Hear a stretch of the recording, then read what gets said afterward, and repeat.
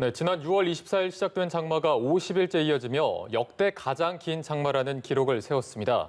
집중호우가 쏟아진 지역에서는 산사태로 인한 인명피해도 컸는데요. 네, 오늘 이 시간에는 이수곤 전 서울시립대 토목공학과 교수와 함께 산사태의 원인과 대책에 대해서 짚어보도록 하겠습니다. 어서 오세요. 네, 안녕하세요. 네. 네. 지금 최근 집중호우로 인해서 전국적으로 많은 비 피해가 발생했습니다. 오늘은 저희가 산사태에 대해서 좀 집중 분석해 보도록 할 텐데 저희가 일반적으로 알기로는 많은 비가 내려서 지반이 약해지면 산사태가 발생한다 이렇게 알고 있는데 이게 보니까 자연적인 토성류 산사태 또 인위적인 절개지 분리로 인한 산사태 이렇게 나뉜다고 하는데 이게 정확히 어떤 겁니까? 일반적으로 우리는 산사태는 그냥 비가 많이 와서 발생을 하는 건 맞거든요. 네네. 산에 산사태가 나는 거는 당연하다고 받아들이면 자연 현상입니다. 자기가 네. 자기가 안정하려고 하는 거거든요. 산 자체가요. 근데 산 위에서 토성류가 이렇게 산사태가 자연적으로 내려오는 게 있고요. 또 하나는 산을 우리가 주택이나 도로나 이렇게 뭐 임도 같은 걸 하면서 이렇게 산을 좀 깎거든요. 네네. 그럼 깎으면 또 인위적으로 산사태가 또 촉발이 됩니다. 그래서 또 산사태가 내려오는데 마지막에서 보는 거는 토성류가 똑같기 때문에 사람이 모르지만 그 네. 원인이 사람을 건드렸느냐 아니냐에 따라 달라지는데 대부분이 인명사고가 사람이 건드린 데서 납니다. 그러니까 사람이 유발한 산사태죠. 이게 예. 원인으로 좀 구분을 하는 거군요. 네, 그렇습니다. 네네. 자, 그렇다면은 이 산사태가 발생하는 곳에는 어떤 지형적인 특징도 있는지도 궁금한데요. 사실은 그 예측하기가 쉽지 않은데요. 산 밑에는 비가 많이 오면 산사태가 어디든지 난다고 생각하고 있는 게 맞습니다. 왜냐하면 비가 요번처럼 많이 오면 많이 나는 거고 얼마 안 오면 비가 얼마 안 오는 거고요. 그래서 산 밑에 살고 있는, 왜냐하면 산은 산사태가 나가도 자기가 산이 평지로 가는 자연 현상이거든요. 그러니까 산사태를 우리가 이해를 해가지고 그거를 활용하는 게 중요하지. 우리 피해 대책을 하는 것이 중요하지. 산사태를 이렇게 막 그걸 막으려고 하고 예측하기 사실 어렵습니다. 그러니까 네네. 대책을 세워놓으면 유비무환이거든요. 그럼 내가 매몰 안 당하면 되지 않습니까? 그런 방향으로 적극적으로 이제 파라다임이 바뀌는 게 중요하다고 봅니다. 네, 알겠습니다. 저희가 이번에 많은 산사태가 발생했는데 사례별로 좀 보면서 네네. 원인이랑 이제 대책을 한번 네네. 짚어보도록 하겠습니다. 그 전남 곡성에서 산사태로 5명이 숨지는 네네. 사건이 있었습니다. 이게 국도 15선이 확장 공사를 하다가 이게 무너지면서 산사태로 된 부분이 있는데 아랫마을까지 다 뒤덮은 사건이죠. 네네. 그래서 지금은 공사하다가 무너졌는지 아니면 위에서 또 토성류가 내려와서 됐는지에 따라서 지금 어떤 책임 소재가 지금 문제가 되는데 네. 예. 제가 보기에는 이 국도를 산 중턱에 국도를 건설하면서 이건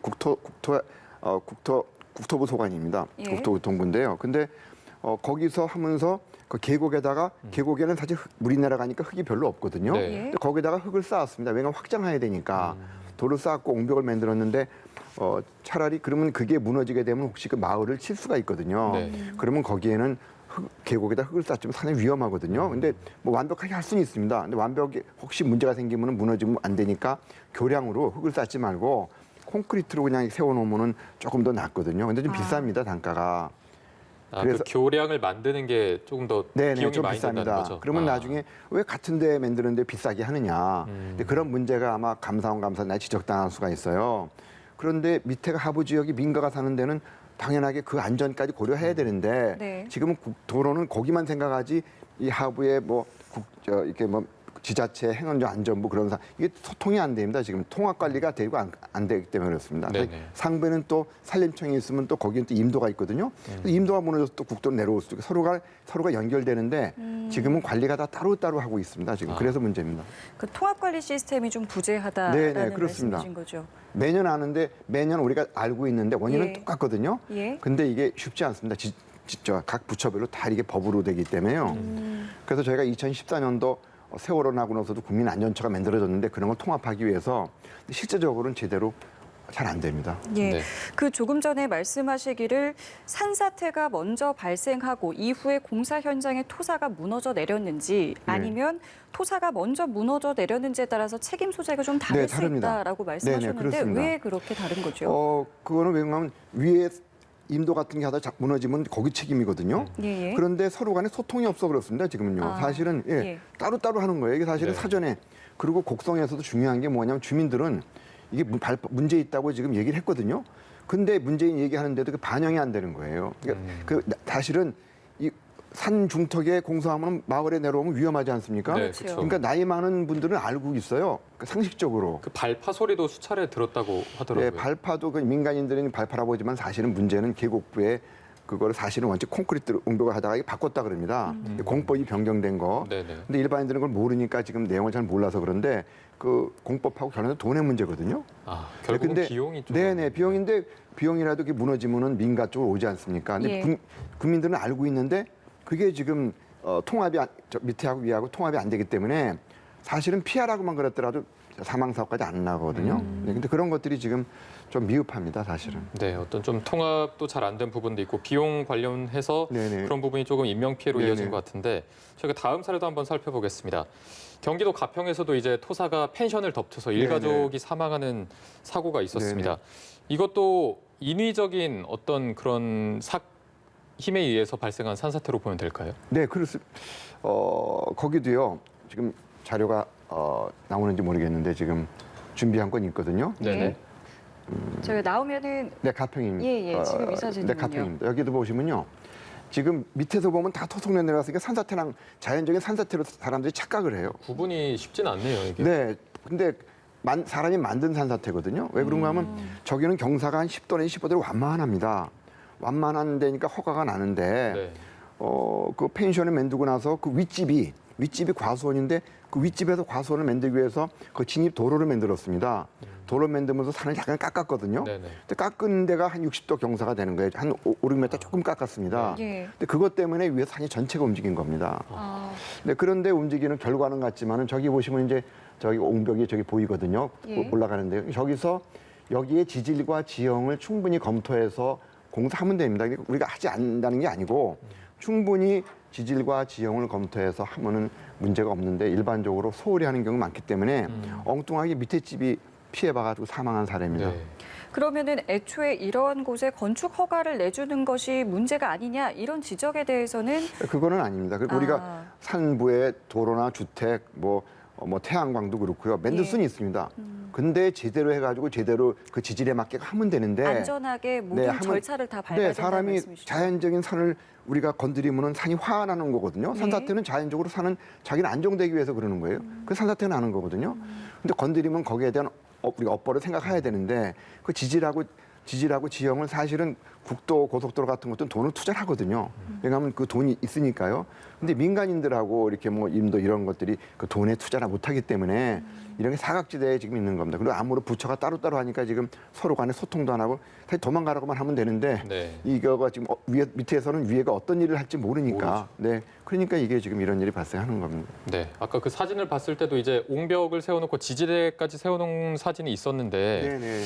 되게 뭐 그렇게 많지는 않았거든요. 경사로 깎은 부분이. 그럼에도 네. 불구하고 이게 다 좀 무너져 내릴 수 네, 있는 일반인들이 부분이네요. 볼 때는 조금 깎았는데 산이 다 네. 움직인다 그러거든요. 네. 그게 쐐기가 딱 박혀 있는 거를 쐐기를 딱 건드리면요 산이 다 움직입니다. 그래서 그거는 그렇게 이렇게 깎았을 때 그 지질이 움직일 거냐 안 움직일 거는 그 지질이나 지형에 따라 다르거든요. 그러니까 전문가들이 보고 거기에 맞는 처방을 하면 됩니다. 돈이 많이 들어가는 건 아니고요. 사람이 병원에 가게 되면 우리 엑스레이하고 피 검사하고 나서 이렇게 수술 같은 것도 하는데 네. 지금은 뭐 위가 아프다 그러면 그 수술부터 하자는 거나 마찬가지입니다. 조사를 하지 않고. 그러니까 그게 적절한지 아닌지는 모르고 운 나쁘면 저렇게 무너지는 겁니다. 네. 그 부실 시공에 대한 문제점도 계속 지적을 해주셨는데 네네. 설계부터 뭐 건설, 유지, 관리 여러 가지 절차들이 있을 거 아니에요. 네네. 어떤 부분에서 그러면 가장 좀 부실이 좀 심각하다고 보시는지요? 전부 다 문제인데요. 또 아까 같이 부처끼리 따로 하는 문제도 있지만은 예. 산 쪽에 있는 사람들은 이거 이막과고요. 토목은 또 토목과고 이 조를 것도 지질과거든요. 아, 다르군요. 네, 그래서 또 우리나라 교육제도도 그렇습니다. 다 예. 따로따로 해놓고 칸막이가 심합니다. 아. 그래서 사람이 아는 것만큼 보인다고요. 무너진 현장 가면 자기는 전문가인데 그것만 보이지 다른 전문가는 또 안 보이거든요. 그래서 이거를 세 개를 통합하는 사실은 교육제도가 필요해요. 산사 전문가. 그러니까 전문가를 세 사람 갖다 놓고 되는 것이 아니라 한 사람을 세 개를 다 모든 거를 가리키는. 그러니까 진짜 실무를 하는 기술자. 종합적으로 네, 진단을 그래야지 할수 현장 있어야 가서 모든 되겠군요. 문제를 지질 문제인지 모든 융합해서 되거든요. 그게요. 근데 많은 사람들이 그걸 놓치는 겁니다. 네. 그래서 이런 데들도 우리가 무슨 뭐 안전진단을 국민 안전진단 행위를 하거든요. 보면요. 놓치는 거거든요.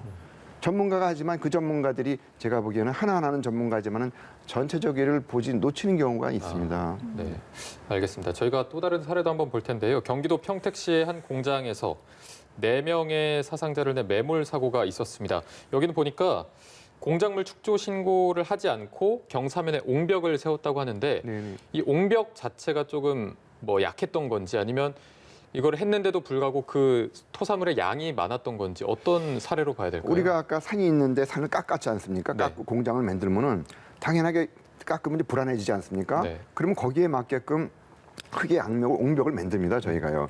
근데 옹벽이 흙의 압력을 막는데 비가 많이 오면은 거기서 물이 빠져나가도록 이게 물구멍 같은 걸 만들어 주는데 네. 그런 것들이 충분하지 않거나 아니면 거기 뭐 이게 어떤 보강 동벽이라 그러는데요. 그 어떤 보강재 옆으로 수평으로 까는 거는 부족했거나 하여튼 지질하고 지형에 맞지 않는 불충분한 조사 그거를 공부했기 때문에 이런 문제가 발생하는 겁니다. 사실은 폭우가 온 것도 맞거든요.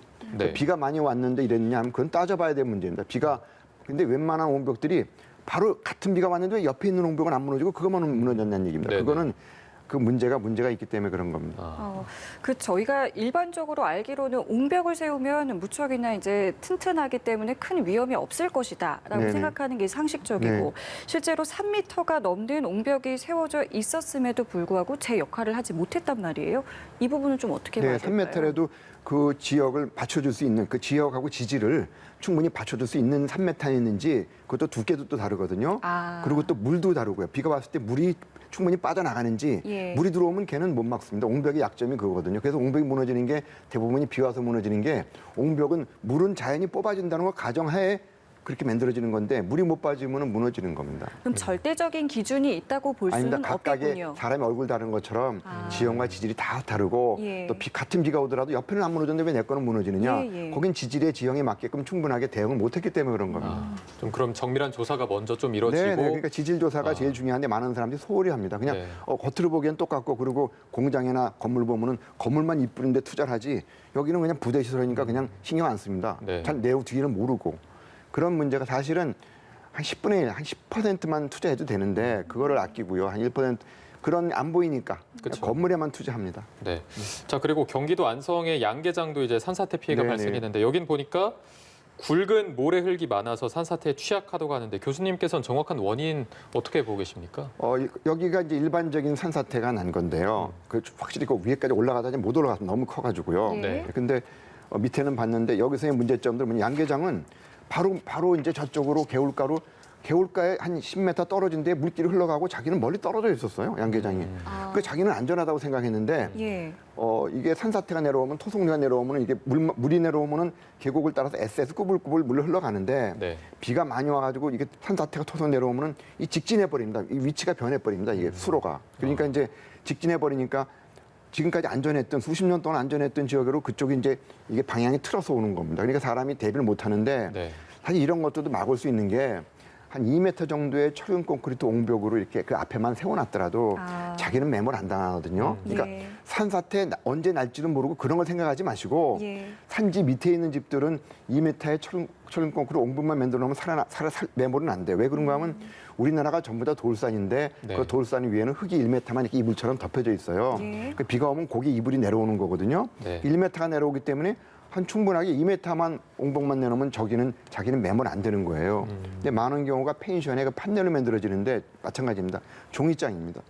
그러니까 산 밑에 집을 지을 때는 어떤 철근 콘크리트 옹벽을 철근 콘크리트 건물을 만들거나 아니면 그 사이에 옛날에 만들어진 거 펜션 같은 것들도 철근 콘크리트 2m 정도 옹벽 만들면은 매몰을 안 당합니다. 요번에 지금 인명표가 많은데 제가 현장을 몇 개 가보면은 네. 마찬가지입니다. 그러니까 하나도 대책이 아무것도 없습니다.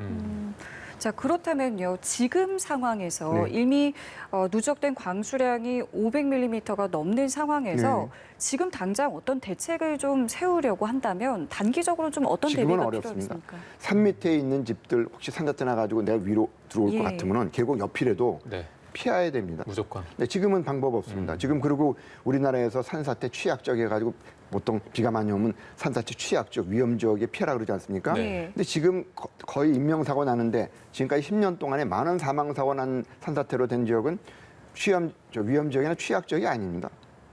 그게 뭘 얘기하냐 하면 그 아닌 지역도 피하시라는 얘기입니다. 지금 예측이 어렵다는 얘기입니다. 왜냐하면 통합 관리가 안 되기 때문에 그렇습니다. 산림청도 제대로 하고 싶은데 그거 인위적으로 건드린 데서 나는데 그 자료가 그건 행정안전부 자료거든요. 인허가거든요. 그 자료가 입력이 안 되는 겁니다. 사람이 건드린 데 나는데 그 자료가 통합이 안 되기 때문에 지금 예측이 안 되는 겁니다.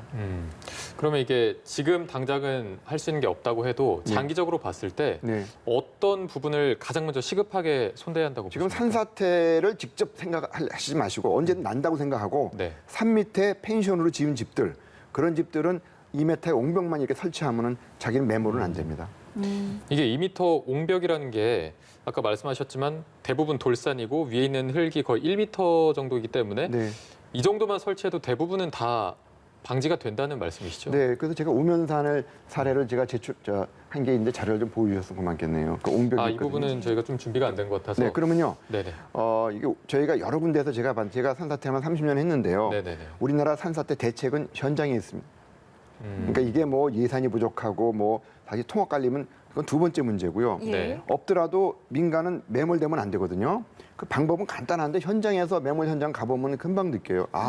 이것만 있었으면 살았을 텐데 하는 걸 저는 많이 느끼거든요. 예. 그러니까 2m 정도 옹벽은 제가 현장을 다니면서 우면산에도 그렇고 3년 전에 한국전력거래소도 그게 우리나라 1급 시설인데 거기도 산사태 취약적 아닌데 산사태 매몰됐습니다. 매몰돼가지고. 근데 공교롭게도 그 앞에 환풍기가 있었어요. 그 환풍기 건물이 치고 붕어 건물이 그러니까 토속류가 쳐서 비껴나갔습니다.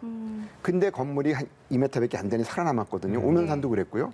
그래서 큰 피해를 줄였기 때문에 저기도 마찬가지입니다. 저기 보시면요. 예. 지금 중앙에 보시면 우면산 산사태인데 토속류가 내려오는데 바로 세 번째에서 중간 밑에 겁니다. 예, 중간 바로, 아래 사진이요. 예, 빨갛게 쭉 치고 내려오는데 지금 바로 오면 레미안 아파트 정면에 빨간 건물이 있는데 그게 예. 우측부입니다. 예. 마지막 게 보면은 그게 토속류가 내려오다가 딱 좌우로 벗어나거든요. 예. 근데 우측부에 있는 사람 한 명만 사망하고 정면에 얘가 막아줬어요. 그러니까 우측 하단에 있는 사진 저 빨간 건물이 맞습니다. 막아줬다라는 말씀이시죠? 예, 승강장입니다. 이 레미안 아파트가 지하층이니까 남부순환도로로 버스 타기 올라오는 건데 예. 방어벽은 아니었습니다. 딱 보니까 제가 방어 역할을 한 겁니다. 그래서 저기 있는 사람들이 많이 피해를 안 받습니다. 여기도 그렇고 뭐 천안도 그렇고 여러 가지 저는 그런 걸 많이 봤기 때문에 근데 우리나라 지질 특성만 이해하면은 별거 아니거든요, 사실은요. 근데 주민들은 모르고 얘기해 주는 또 여기 마찬가지입니다. 지금 한국전력거래소인데요. 3년 전입니다. 네. 또 쭉 치고 지금 왼쪽에 세 번째 보면은 토속류가 원체 물은 파란색으로 갑니다. 왼쪽으로. 다른 방향으로 근데. 네, 왼쪽으로 물이 파란 원체로 가는데 네. 이게 토속류에 내려오면 직진해가지고 이쪽 건물 쪽으로 온 겁니다. 근데 건물도 산사태 위험적이 취약적이 아니었거든요. 1급 시설이니까 이렇게 중요한 시설도 그냥 피해를 보는 겁니다. 그래서 오른쪽을 보시면은 거기에 바로 내려올 때 건물이 하나 45도 각도로 있는데요. 예. 이거는 환풍기입니다. 딱 거기를 치고 왼쪽으로 갔기 때문에 건물이 살아남았습니다. 네. 그래도 건물만 선풍기가 약간 좀 데미지 입었지만은 문제는 없거든요. 그래서 저러한 조그만 것만 만들어 놓으면 사람들은 산다는 얘기입니다. 예. 매몰은 안 당해요. 그래서 저는 우리나라 전국이 똑같습니다. 지질 특성이 똑같으니까 네네. 대비도 거기에 맞게끔 우리나라 뭐 복잡하게 뭐 지금 기술이 없고 뭐 돈이 없고 예산이 없고 그게 아니고 사람은 살려야 되지 않겠습니까? 그래서 매몰되지 않게끔 정부에서 인허가 할 때 콘크리트 건물로 밑에 하든지 아니면 기존의 많은 펜션들은 저런 거를 만들어 가지고 매몰 안 당하도록 제가 보기에 한 500만 원 내외 정도 되는데 주민들의 알면은 저걸 안 하겠습니까? 하죠. 네네. 예. 그러니까 근데 그걸 얘기 안 해주니까 모르다가 그냥 당하면은요 그냥 매몰돼서 사망할 수밖에 없어요. 펜션 같은 것들이 힘이 아무것도 없거든요. 예. 근데 모르기 때문에 그렇습니다. 예. 자, 그렇다면 저희가 시간이 짧게 남았는데요. 장마가 이제 곧 끝나겠습니다만은 여전히 좀 여러 가지 우려하고 계시는 분들이 많으실 것 같습니다. 그 뭐 산사태 우려 지역이나 혹은 뭐 절개지 근처에 네. 계신 주민분들께 당부의 말씀 짧게 좀 부탁드리겠습니다. 우리나라의 현실을 제가 보는 건지 이해를 하셔야 되고요. 요번에 사망 사고 죽은 난 거 보면 예년하고 똑같거든요. 네. 지금은 이렇게 얘기하시는 우리나라가 이렇게 저 인명과 재산 피해를 하기 위해서 산사태 같은 것도 위에서부터 밑으로 움직이는데 다 부처가 따로따로 있으니까 지금 예측을 할 수 없다 사실은. 그렇기 때문에 지금은 산 밑에 계시는 분들은 피하라. 그게 가장 자구책을 하나 사망 사고 안 나면 되지 않습니까? 네네. 지금은 그럴 수밖에 없어요. 일단 무조건 네, 대피하는 방식으로. 예측이 지금으로서는 지금 우리나라 시스템에서는 안 됩니다. 네, 알겠습니다. 저희가 오늘 말씀은 여기까지 듣도록 하겠습니다. 지금까지 이수곤 전 서울시립대 통목공학과 교수 모시고 얘기를 나눠봤습니다. 오늘 고맙습니다. 감사합니다. 감사합니다.